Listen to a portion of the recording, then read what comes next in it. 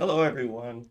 I'm Louis, the Autistic Executive. I wanted to talk today about leadership and about intergenerational leadership. So that means the different generations and their perspectives on not only leadership but on the individuals. And today, because we're coming up to Pride Month, which is June, I want to talk about the LGBT community and their perspectives on it and who identifies with what. Okay, one thing that's important to remember is that when a person is a leader, they support the entire workforce that they manage. It's not just the ones that they like. So whether or not you like them, you still manage them. So everyone works at a different speed, right? They come from different backgrounds, a different set of abilities, and that sort of thing. All the things that make us unique. So in discussing uniqueness, let's talk about the LGBT community. I have a disclaimer. This information is important no matter how you identify. And note that I don't say sexuality because identity is way more than just sexuality. So I do call it identity. Also, I want to leave you to research exactly what that means on your own. We're not going to go into that here. 8% of online US adults in this research identify as homosexual or bisexual, while another 2% identify as pansexual, asexual as their self identification. And this is a Statista Global a consumer survey, as this chart shows. And the proportion of people who do not identify as heterosexual is significantly lower among the older generations. Now, I can go into a lot of the reasons why this is. It has a lot to do with, again, we talked about the difference between identity and sexuality, and the older generations tend to not understand the difference between the two. So they believe what you do is who you are. Um, so that can be a little bit of a challenge, let's just say, for some of the younger generations. So, in the baby boomer group of participants, 97% see themselves as heterosexual.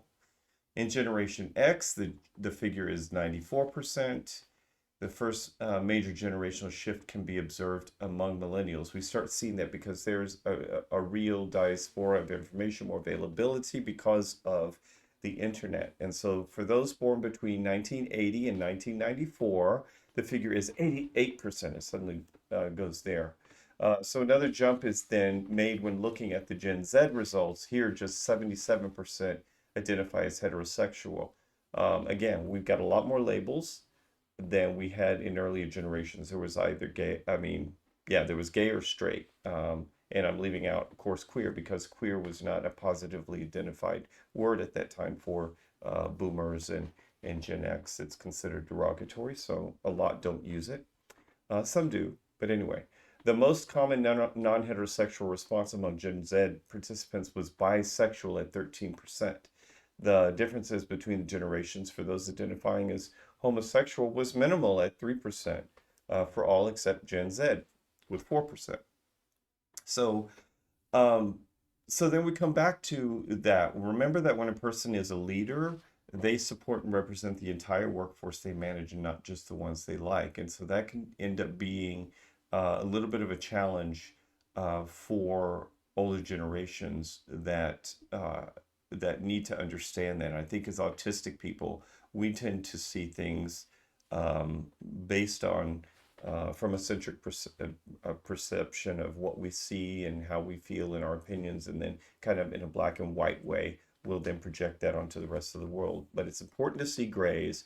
And the wonderful thing is, in the younger generations, more and more and more are able to see those grays, even as autistic folks. So um, that's our video about what it's like managing, what it looks like in terms of the generational mix with the views on different sexualities and identities and all of that.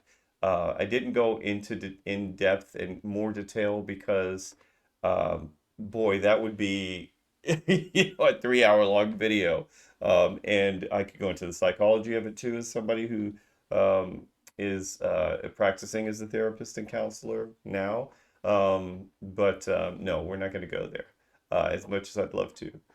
So um, there we are, that leadership, what it looks like. Let me know, everyone, how how much more in depth you'd like to go into leadership when it comes to this topic. But we'll leave it there. Please like and subscribe. Let me know.